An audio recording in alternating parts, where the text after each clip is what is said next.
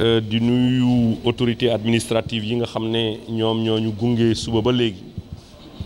di nuyu les maires ñi nga xam ne ñoom ñoo ñu dalal di wax ne fan yi ñu génn mooy dimanche bi ñu génn son excellence le président de la république présidé na célébration journée nationale de l'arbre ñu tànnoon benn garab bi nga xam ne moom la ñu ndeyale woon bés bi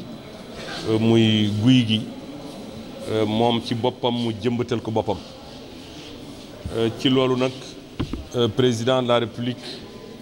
joxe ay tegtal yu jëm ci yi nga xam ne ñoom ñooy population yi pour que ñu gën a góorgóorlu ci li nga xam ne moom la ñu tuddee le reboisement durable et inclusif fépp foo xam ne mooy ci territoire national bi tey ji nag tàmbali nañu sunu campagne bi nga xam ne war nañu dem ci région yëpp ñu tàmbali ko tey dans la région de Thiès ñu samp fii lu toll nii de manière symbolique 699 garab encore une fois maa ngi sant bu baax population yi nga xam ne fekk nañ leen fi su dul woon contexte bi nga xam ne moom moo ñu tënk mooy mbas mi mobilisation bi dina fi gën a rëy mais nous avons voulu ci cadre bi nga xam ne mooy respect gestes barrières yi def li nga xam ne moom mooy mobilisation yu yem pour éviter ñuy traîner ay foule yu bëree bëri maa ngi sant bu baax le khalife général des Tidianes et le khalife général de Ndiassane ñaari khalife généraux yi ginnaaw bu ñu amalee journée de reboisement fii ci région bi ci Tivaouane ak Ndiassane sàkkul nañ leen ñaan ñu ñaanal réew mi yàlla may ñu génn ci li nga xam ne moom mooy mbas mi mais également ñaanal réew mi pour ñu am nawet bi nga xam ne nawet bu barke la ñaanal réew mi également ñaanal président de la république pour que li nga xam ne moom la sumb mu nekk mébétam yàlla daal di koy antul beneen mbir mi ginnaaw bu ñu ñaanee ñoo ngi sant ñi nga xam ne ñoom ñooy autorité administrative yi gouverneur préfet sous-préfet yi nga xam ne ñoom ñoo ñu gunge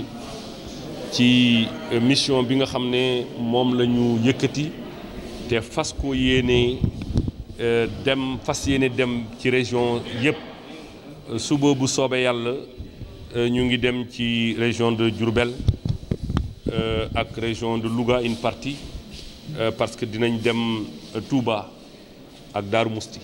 xam nga li ñu gis tey wute na ak li ñu daan gis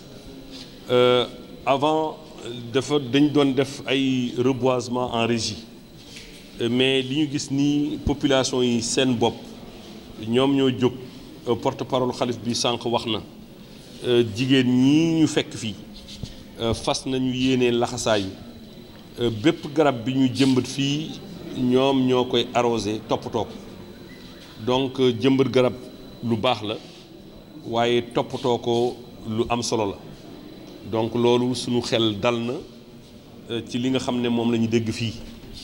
te fépp fu ñu jaar tamit engagement boobu la population yi jël ak ñi nga xam ne ñoom ñooy kilifa yi ñaax ndaw ñi ñaax mag ñi ñaax jigéen ñi ñaax ndaw yi surtout pour que ñu gën a farlu ci li nga xam ne moom mooy njëmbatum garab daf ñuy permettre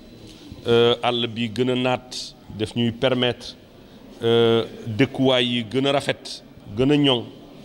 loolu mooy mébétu président de la république ñu ngi sant ñëpp di gërëm ñëpp di sant maire yi nga xam ne ñoom ñoo ñu accueillir suba ba léegi di sant autorité administrative yi nga xam ne ñoom ñoo fi nekk les journalistes maa ngi leen di gërëm bu baax xam naa ne yéen a ngi may xool bu baax mais bokk ngeen ci ngërëm li parce que depuis suba ba léegi malgré conditions climatiques yi nga xam ne moom moo xew ak taw bi yéen a ngi ñëw pour couvrir li nga xam ne moom mooy événement bi ñuy amal fii ci région de Thiès ñu ngi leen di sant ñu ngi leen di gërëm ñu ngi leen di jaajëfal ñu ngi sant ñëpp di gërëm ñëpp wasalaamaaleykum wa rahmatullah. jërëjëf tey jii ñun Tivaouane dañu am mbégte recevoir le ministre Abdou Karim Sall ci cadre programme national de reboisement tey mu ñëw bokk ko ak ñun fii ci biir Tivaouane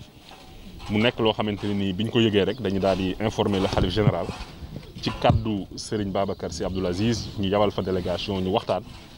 ñu nangul ñu loolu nga xamante ni bëgg nañ ko def encouragé ko mu am solo nag ci zone bu mel ni département de Tivaouane nga xam ni ku xamoon Tivaouane bu njëkk dañ daan wax ni Tivaouane mooy capitalu mango ku xamoon département de Tivaouane xamoon ni gàncax gi dafa naatoon lool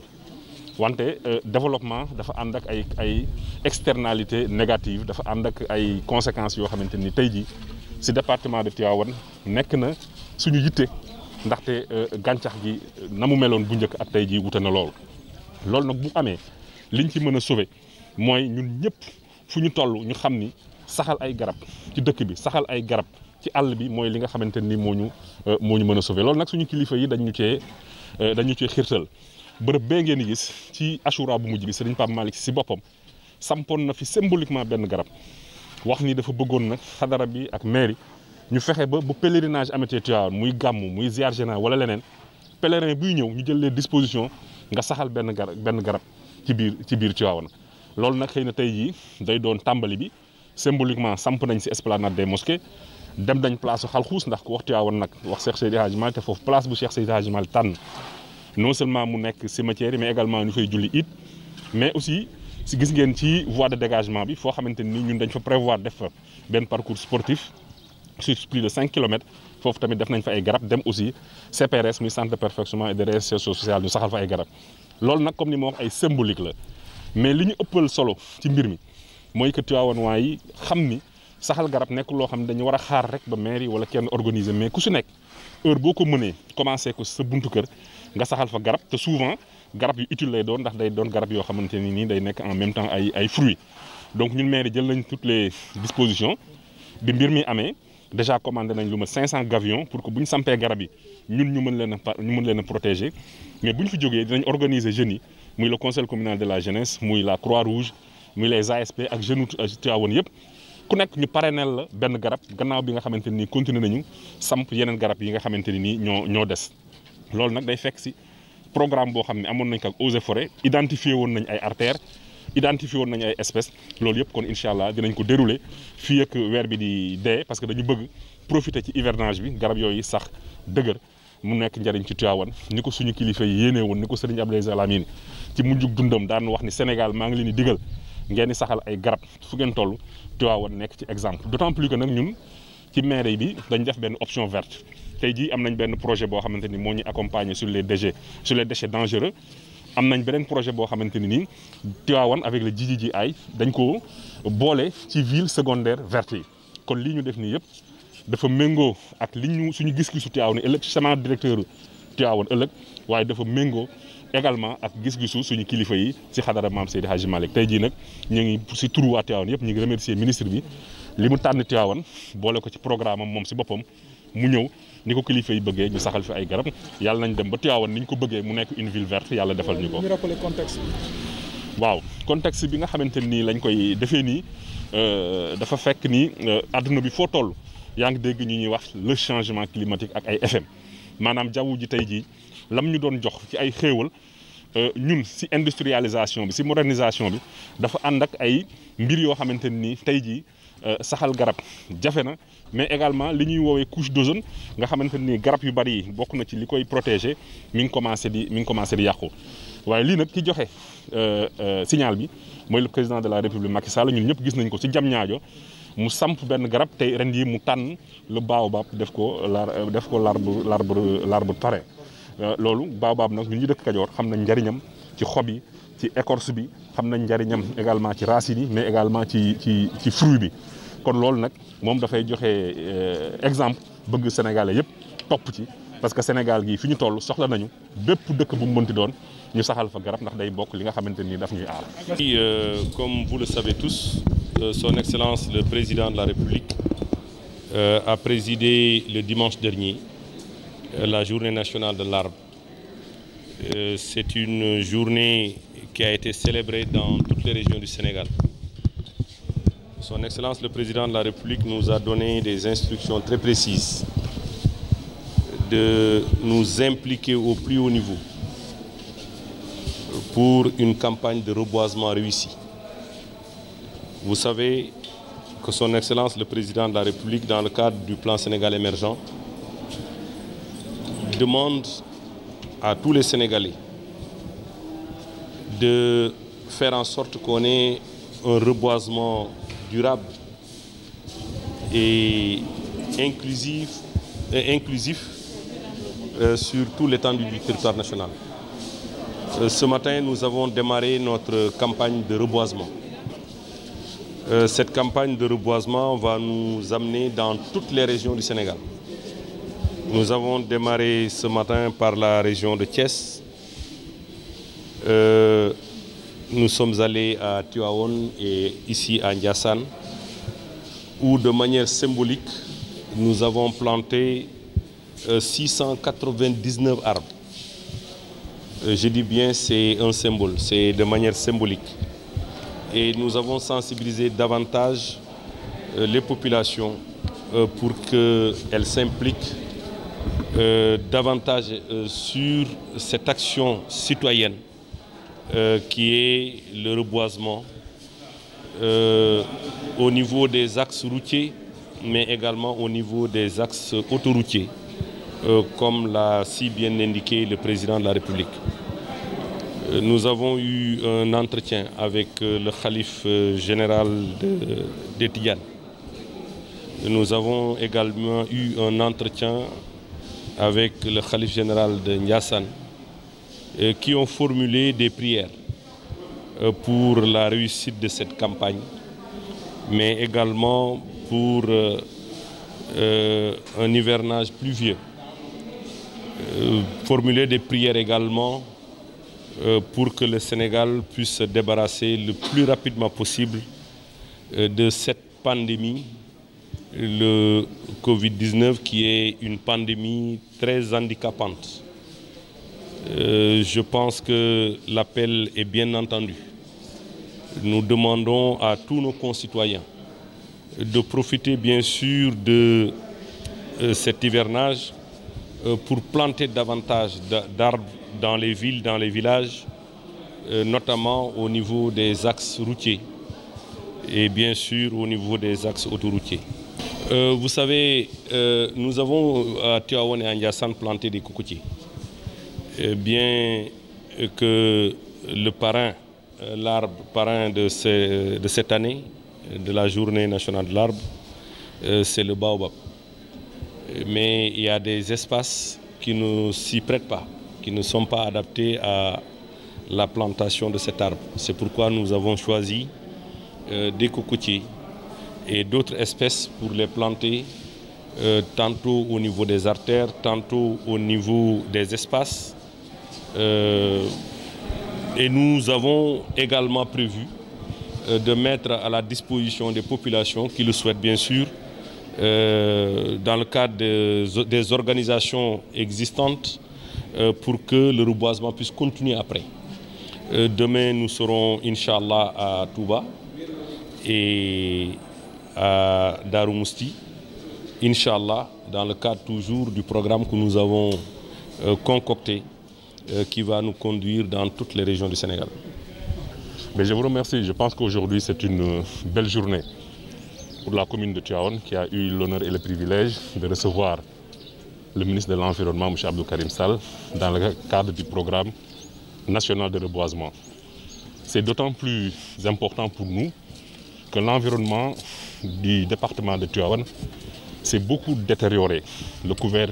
végétal est pratiquement maintenant inexistant du fait des industries qui sont installées au niveau du département de Tivaouane. Si bien que la situation nous préoccupe au